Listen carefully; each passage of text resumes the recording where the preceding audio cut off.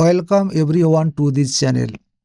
সহজ টেকনিক চ্যানেলের পক্ষ থেকে সকলকে আন্তরিক শুভেচ্ছা এবং অভিনন্দন। প্রিয় দর্শক, গত ভিডিওতে আমরা রাইট ফর্ম অফ ভার্বসের প্রথম পর্বটি আলোচনা করেছি। এতে 10টি রুলস আলোচনা করা হয়েছে। আজকের দ্বিতীয় পর্বে আমরা আরও 10টি রুলস আলোচনা করব। রাইট ফর্ম অফ ভার্বসের এই রুলগুলো আমরা কেন শিখব? যেনারা এসএসসি পরীক্ষা দিবেন, যেনারা এইচএসসি পরীক্ষা দিবেন বা আপার লেভেলের যে কোনো পরীক্ষা দিবেন, অথবা বিসিএস পরীক্ষা দিবেন, অথবা চাকরির যে কোনো রিটার্ন পরীক্ষা দিবেন, অথবা ইংরেজি শেখার স্কিল বৃদ্ধি করবেন, সকলের জন্য রাইট ফর্ম অর ভার্বসের রুলসগুলো জানা দরকার। কেন জানা দরকার? ইংরেজি গ্রামারের এমন কোনো শাখা প্রশাখা নেই যেগুলো রাইট ফর্ম অফ ভার্বসের আওতায় আসবে না। এজন্য এগুলো আয়ত্ত করা প্রত্যেকটি শিক্ষার্থীর জন্য গরজ এবং জরুরি। দ্বিতীয় পর্বে 10টি রুলস আলোচনা করব। রুলসগুলো এমনভাবে নির্মাণ করা হয়েছে যাতে দুর্বল শিক্ষার্থীরা অতি সহজে, এই চ্যানেলটি যারা সাবস্ক্রাইব করেছেন তাদের সকলের সুস্বাস্থ্য এবং দীর্ঘায়ু কামনা করছি।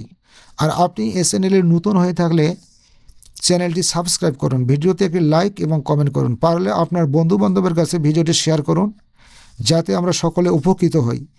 আজকের ভিডিওতে প্রথমত রুলস নং 11 অর্থাৎ 11 নম্বর রুলসটি আমরা জানব। এখানে কয়েকটি শাখায় বিভক্ত করা আছে। দেখুন, দূরত্ব বা দৈর্ঘ্য, সিঙ্গেল ইউনিট অর্থাৎ দূরত্ব বা লেন্থ বা ডিস্টেন্স। যদি কোনো সেন্টেন্সের পূর্বে এ ধরনের ওয়ার্ড আমরা পাই, 5 ফিট অথবা 20 ইঞ্চিস, 10 মিটার, 100 মিটার্স, 2 কিলোমিটার্স, এই ধরনের সেন্টেন্স, দূরত্বগত সেন্টেন্সের মধ্যে যখন আমরা প্রথমে এগুলো পাই, ভার্বের অবস্থা কেমন হবে?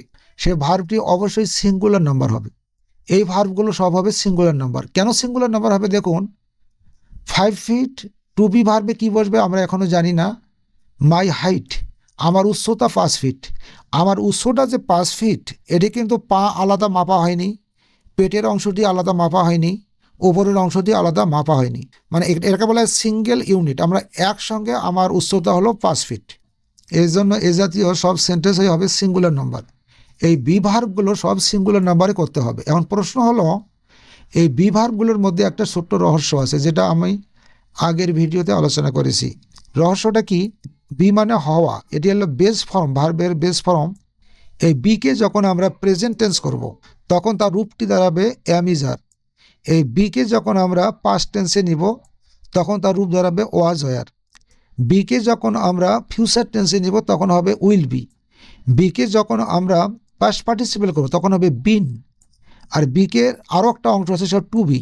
এখন যেহেতু এই সেন্টেন্সগুলো সব প্রেজেন্ট ইনডিফিনিট টেন্স, সেহেতু এই বি ভার্বগুলো হবে ইজ, যেহেতু এগুলো সিঙ্গুলার হবে, একক দূরত্ব, একক দৈর্ঘ্য, এজন্য এগুলো হবে সিঙ্গুলার নাম্বার। সকল ভার্ব হবে সিঙ্গুলার নাম্বার। সিঙ্গুলার নাম্বার হয় সেক্ষেত্রে এখানে সবগুলোতে হবে ইজ। আমরা এখন ইজ বসাবো। সবগুলো হলো সিঙ্গুলার নাম্বার। কেন সিঙ্গুলার নাম্বার? এখানে এইগুলো একক দূরত্ব, এই জন্য এই ভার্বগুলো হবে সিঙ্গুলার নাম্বার। আমরা পরবর্তী স্টেপে যাব। ওয়েট মানে ওজন। আমরা সাধারণত সিঙ্গেল ইউনিট, একসঙ্গেই ওজনটি করা হয়, একসঙ্গেই ওজনটি এক জায়গায় থাকে। যেমন 10 কিলো খুব ভারী নয়, মানে 10 কিলো একসঙ্গে আসে। এই 10 কিলোজ, 5 গ্রামস, 50 টনস, 2 পাউন্ডস, 20 কিলোজ, এগুলো সিঙ্গেল ইউনিট। এজন্য এগুলো একক ওজন বোঝানো হয়েছে। এজন্য সকল বি ভার্ব হবে সিঙ্গুলার নাম্বার। টেন্সে কনভার্ট করে এগুলোকে ইজ করব, এগুলো হবে ইজ। বি ভার্ব থেকে রূপান্তরিত হয়ে এগুলো হলো ইজ। কেন ইজ হলো? এগুলো কোনো ওজন অর্থাৎ ওয়েট বোঝায়। 3টি অংশ মিলিয়ে একটা সেন্টেন্স, এই পাশের অংশ সব মিলিয়ে একটা করে সেন্টেন্স, পূর্ণাঙ্গ sentence. A 5 grams is enough, একটি sentence. 50 tons is too much, 2 pounds is not heavy, সবগুলো সেন্টেন্স। এগুলো সবগুলো হবে ইজ। প্রেজেন্ট ইনডিফিনিট টেন্সের ইজ ফর্মে, ভার্বটা ইজ ফর্মে হবে, বি ভার্বটি ইজ ফর্মে হবে। পরের অংশটি দেখুন, যদি টাকা বা পরিমাণ, টাকার পরিমাণ বোঝায় অ্যামাউন্ট, সেক্ষেত্রেও এই বি ভার্ব সিঙ্গুলার নাম্বার হবে। যেমন 100 টাকা, কত 100 টাকা হয় হোক, কিন্তু সে টাকাটা আমরা জানি একখানে আছে।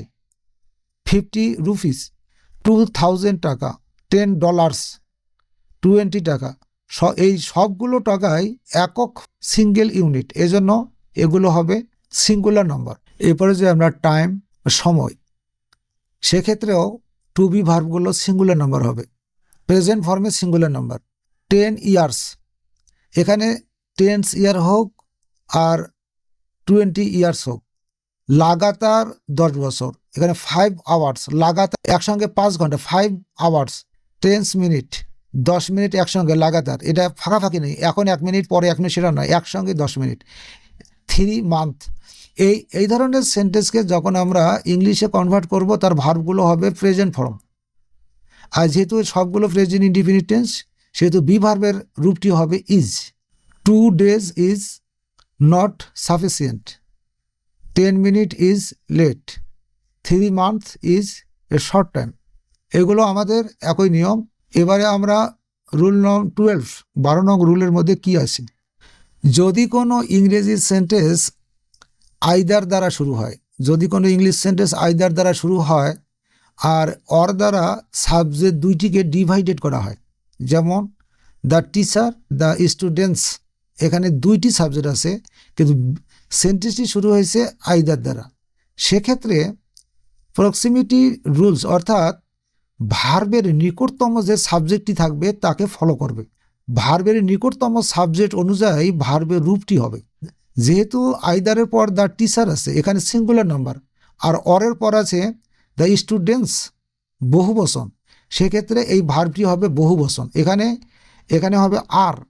বি ভার্বের যেহেতু প্রেজেন্ট টেন্স, সেহেতু এখানে হবে আর। পরের সেন্টেন্সটি দেখুন আইদার, এখানে my brother or my parents, কিন্তু এই অরের পরের অংশটি বহুবচন, সেহেতু এখানে হ্যাজ হবে না, এখানে হবে হ্যাভ। হ্যাজ বসে থার্ড পারসন সিঙ্গুলার নাম্বারে, সেহেতু এখানে হবে হ্যাভ। আইদার দ্বারা সেন্টেন্স শুরু, অরের প্রথমে আছে দ্য বয়, অরের পরে আছে দ্য গার্লস, বি ভার্বে হবে ইজ হবে না, এখানে হবে আর। এখানে দেখুন আইদার দ্বারা সেন্টেন্স শুরু, কিন্তু এখানে আছে দ্য ম্যানেজার আর অর ওয়ার্কার্স, এখানে বহুবচন, এখানে হবে আর। আমরা পরবর্তী স্টেপে যাচ্ছি। যদি কোনো সেন্টেন্স নাইদার দ্বারা শুরু হয় এবং নর দ্বারা সাবজেক্ট দুটিকে ডিভাইডেড করা হয়, সেক্ষেত্রেও একই নিয়ম, প্রক্সিমিটি রুলস অর্থাৎ ভার্বের নিকটতম সাবজেক্টকে অনুসরণ করবে। ওই অনুযায়ী দেখুন নাইদার দ্বারা সেন্টেন্স শুরু হয়েছে, এখানে মাই ফাদার, আর এখানে আছে মাই ফ্রেন্ডস, এটা বহুবচন, এই জন্য এখানে লাইকস হবে না, লাইক হবে, ভার্বের সাথে এস বা ইয়ে যুক্ত হবে না। নাইদার মানে কিন্তু নেগেটিভ সেন্টেন্সের ক্ষেত্রে এটি ব্যবহার করা হয়। নাইদার দ্বারা সেন্টেন্স শুরু হয়েছে, এখানে আছে দ্য টিচার, আর এখানে আছে দ্য স্টুডেন্টস, সেক্ষেত্রে বি ভার্বটি হবে আর। তারপরে স্টেপে নাইদার দ্বারা সেন্টেন্স শুরু, নর দ্বারা সাবজেক্ট ডিভাইডেড, প্রথম অংশে আছে দ্য স্টুডেন্ট, দ্বিতীয় অংশে টিচার্স, এখানে ওয়াজ হবে না, ওয়াজ হলো থার্ড পারসন সিঙ্গুলার নাম্বার আইয়ের সাথে এবং থার্ড পারসন সিঙ্গুলার নাম্বারের সাথে, এই জন্য এখানে হবে ওয়ার। এখানে তো নাইদার দ্বারা সেন্টেন্স শুরু, নরের পূর্বে আছে দ্য বয় এবং নরের পরে আছে গার্লস, প্রেজেন্ট ফর্ম হবে আর। 13 নম্বর নিয়মে আমরা কি পাচ্ছি দেখুন, যদি কোনো সেন্টেন্সের প্রথমে দেয়ার বসে অথবা হেয়ার বসে, এই কোন দেয়ার কোন হেয়ার, যে দেয়ারটি এক্সপ্লেনেটিভ অথবা ইন্ট্রোডাক্টরি দেয়ার, অথবা যে হেয়ারটি অ্যাডভার্ব হেয়ার, সেক্ষেত্রে ভার্বের রূপ কেমন হবে, এটি একটি প্রশ্ন। আমাদের মনে রাখতে হবে দেয়ার এবং হেয়ার দ্বারা সেন্টেন্স শুরু হলে এই ভার্বগুলো কি হবে। এই ভার্বগুলো হবে, যেহেতু এগুলো সবগুলো প্রেজেন্ট টেন্স, সেহেতু আমাদের লক্ষ্য রাখতে হবে ভার্বের পর যে সাবজেক্ট আছে এটা কোন বচনে আছে, এক বচন না বহু বচন। যেহেতু এ স্কুল, এখানে আছে এ স্কুল, এটা হবে ইজ। 2 বুকস, এটা হবে আর। এ পেন, এটা হবে ইজ। 3 বুকস, এটা হবে আর। এই বিভার্বগুলো কোথাও হবে ইজ, কোথাও হবে আর। এখানে হবে ইজ কারণ এ বুক আছে, এখানে হবে আর বহু বচন এটি। এখানে হবে ইজ কারণ এ পেন আছে। 3 বুকস, এখানে হবে আর। এটা কেন হলো, যদি সেন্টেন্সের প্রথমে দেয়ার অথবা হেয়ার থাকে, সেগুলোর পর যে ভার্ব বসবে সেই ভার্বটিকে কোন অনুযায়ী নির্ণয় করতে হবে, তার পরের অংশটি, পরের সাবজেক্টটি সিঙ্গুলার নাম্বারে আছে না প্লুরাল নাম্বারে আছে, এর উপর ভিত্তি করে এই ভার্বগুলো নির্ণয় করা হবে। এখানে দেখুন, যদি কোনো সেন্টেন্স এনিবডি অথবা এনি ওয়ান দ্বারা শুরু হয়, সেক্ষেত্রে ভার্ব হবে সিঙ্গুলার নাম্বার। একে শুরুতেই যদি এনিবডি অথবা এনি ওয়ান থাকে, তার রাইট ফর্ম আর ভার্বসের রূপটি হবে সিঙ্গুলার নাম্বার, শুধু এস ঢুকবে, সিঙ্গুলার নাম্বার। যেহেতু এগুলো প্রেজেন্ট টেন্স, এই জন্য ভার্বের সাথে এস বা ইএস যুক্ত হবে। দেখুন, anybody knows the place, anybody likes good food, anybody helps the poor, anybody wants water. এখানে বাংলাটা এই ধরনের সেন্টেন্সের বাংলা কেমন হয় একটু জেনে নিন। যে কেউ এই জায়গায় চেনে, যে কেউ ভালো খাবার পছন্দ করে, যে কেউ গরিবকে সাহায্য করে, যে কেউ পানি চায়। এই বাংলা অর্থগুলো হবে এরকম। এনিবডি অথবা এনি ওয়ান সেন্টেন্সের শুরুতে বসলে তার পরবর্তী ভার্বটি হবে প্রেজেন্ট টেন্স সিঙ্গুলার নাম্বারে। সকল ক্ষেত্রে এভরিবডি এভরি ওয়ান যদি সেন্টেন্সের প্রথমে থাকে, সেক্ষেত্রে ভার্বটা কি হবে? ভার্বটি সিঙ্গুলার হবে। যদি ভার্বটি সিঙ্গুলার হয়, তাহলে এর সাথে এস যুক্ত করতে হবে। এখানে দেখুন, সেন্টেন্সের প্রথমেই যদি নোবডি বা নন থাকে, নোবডি অথবা যদি নন থাকে, সেক্ষেত্রেও সাবজেক্টের ভার্ব হবে সিঙ্গুলার নাম্বারে। একে শুরুতেই যদি নোবডি অথবা নন থাকে সেন্টেন্সের, এ ধরনের সেন্টেন্সের বাংলা রূপটা হয় এমন: এখানে কেউ আসে না, কেউ আমার নাম জানে না, কারো কাছে কলম নেই। এলে নেগেটিভ, নোবডি বা নন। সব ভার্বের সাথে এস যুক্ত করলে যথেষ্ট। এস এখানে হবে হ্যাজ। অর্থাৎ সেন্টেন্সের শুরুতে নোবডি বা নন থাকলে ভার্বের রূপ হবে সিঙ্গুলার নাম্বারে। Nobody comes here, nobody knows my name. দেখুন, সেন্টেন্সের শুরুতে নো ওয়ান থাকলে সেটি সিঙ্গুলার নাম্বার, নো ওয়ান যদি থাকে সেটি সিঙ্গুলার নাম্বার, আর ভার্ব হবে সিঙ্গুলার নাম্বারে। এখানে বি ভার্ব আছে, এখানে হবে ইজ। এখানে লাইক আছে, এখানে হবে লাইকস। এখানে নো আছে, এখানে নোজ। যথেষ্ট, এটা মনে থাকবে।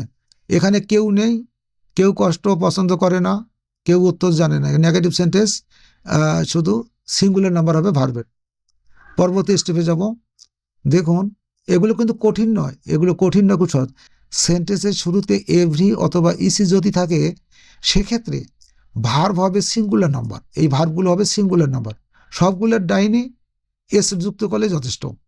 যেমন এভরি স্টুডেন্ট, প্রত্যেক ছাত্র; এভরি হাউস, প্রত্যেক ঘর; এভরি পার্সন, প্রত্যেক ব্যক্তি বা মানুষ; এভরি ক্লাস, প্রত্যেক ক্লাস। একটি এখানে সিঙ্গুলার নাম্বার হবে, এজন্য এগুলো শেষে এস যুক্ত হবে। এখানে হবে হ্যাজ। তারপর this person needs food, this class starts at 10। এইগুলো আমাদের এভরি অথবা ইস সেন্টেন্সের শুরুতে থাকলে ভার্বের রূপটি হবে সিঙ্গুলার নাম্বারে।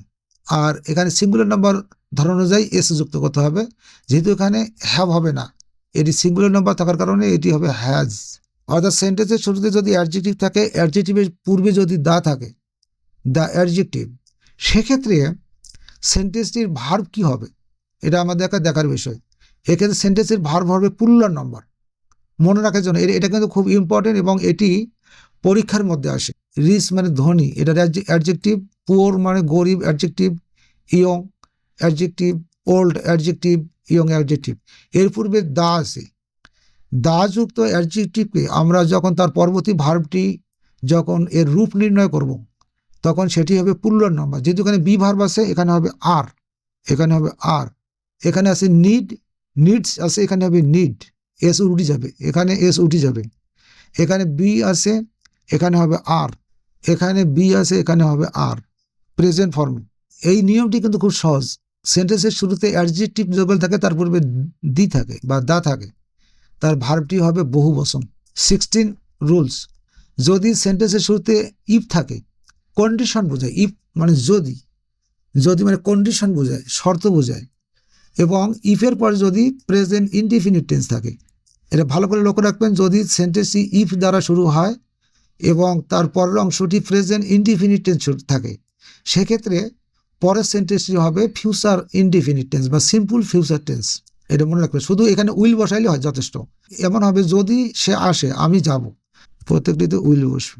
ইফ দ্বারা সেন্টেন্স যখন শুরু হয়, তারপরের অংশটি যদি কমার অংশটি পর্যন্ত যদি এটা প্রেজেন্ট ইনডিফিনিট টেন্স হয়, পরের অংশটি হবে ফিউচার ইনডিফিনিট বা সিম্পল ফিউচার টেন্স। খুব কঠিন নয়, কিন্তু আপনারা একটু দেখুন, আমি আপনাদেরকে বোঝার জন্য সহজ করেছি।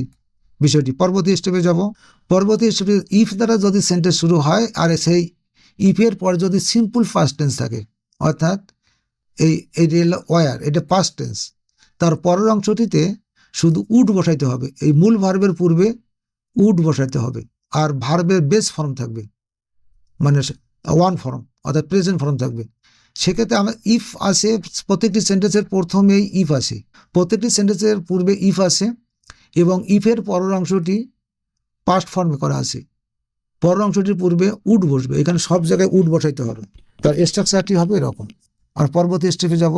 ইফ দ্বারা যদি সেন্টেন্স শুরু হয়, তার পরের অংশটি যদি পাস্ট পারফেক্ট টেন্স হয়, যেমন এই হ্যাড স্টাডিজ, তারপরে হ্যাড, এই হি হ্যাড খাম, এটা কিন্তু পাস্ট পার্টিসিপল, অর্থাৎ এটি পাস্ট পারফেক্ট টেন্স, তিনটি পাস্ট পারফেক্ট টেন্স। ইফ দ্বারা সেন্টেন্স শুরু এবং তার পরের সেন্টেন্সটি হলো পাস্ট পারফেক্ট টেন্স।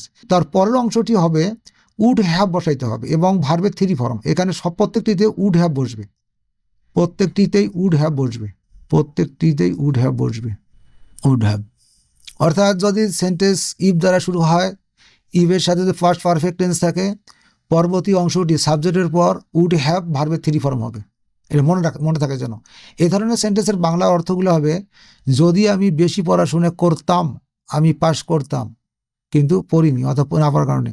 যেমন if I had studies more, I would have passed, এই ভার্বের ফার্স্ট পার্টিসিপল, উড হ্যাভের পর ভার্বের ফার্স্ট পার্টিসিপল। দেখুন, বাক্যের শুরুতে যদি উড ড্যাট থাকে, উড ড্যাট, সাবজেক্টের পর মূল ভার্বের পূর্বে কুড বসাতে হবে, কুড, এই কুড বসাতে হবে, মূল ভার্বের পূর্বে কুড বসাতে হবে।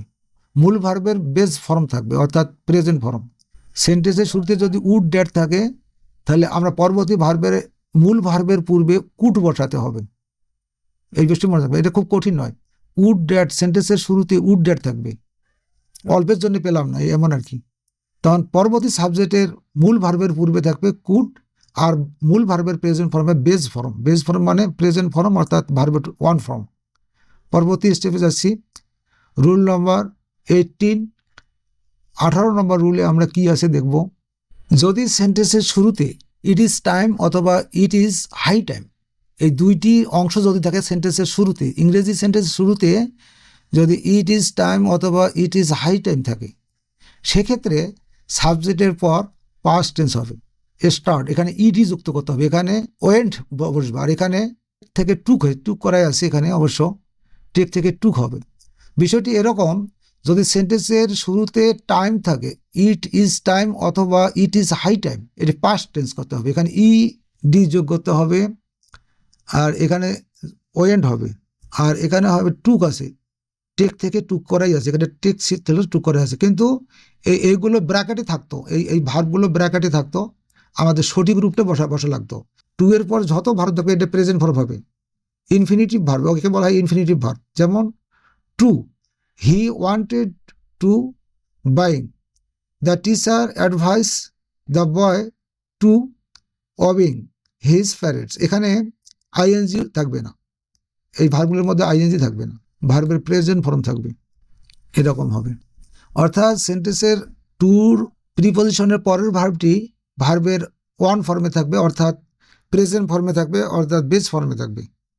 আমরা পরবর্তী স্টেপে যাচ্ছি। টু ব্যতীত অর্থাৎ টু ছাড়া অন্যান্য যে কোনো প্রিপজিশনের পরের ভার্ব আইএনজি যুক্ত হবে। সুন্দর কথা।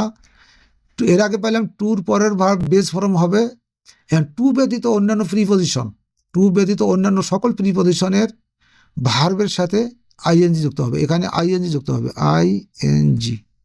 এখানে ইটিংয়ের ক্ষেত্রে আইএনজি যুক্ত হবে, আইএনজি। বিষয়টি খুব কঠিন নয়, বিষয়টি খুব কঠিন নয়।